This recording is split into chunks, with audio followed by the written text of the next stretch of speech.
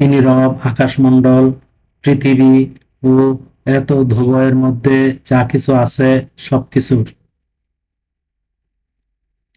সুতরাং তারই ইবাদত করো, তারই দাসত্বে ধৈর্য ধারণ করো। আপনি কি তার সমগুণী কাউকে চিনেন?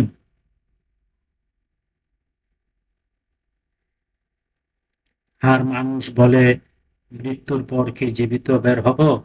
মানুষ কি একথা স্মরণ করে না যে তাকে আমি ইতিপূর্বে সৃষ্টি করেছি, যখন সে কিছুই ছিল না?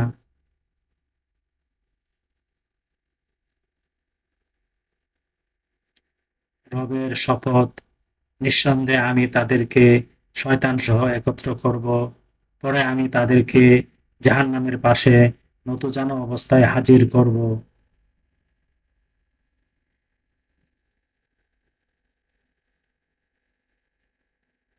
আয়াত 65 থেকে 68, সূরা মারিয়াম, আল কুরআন।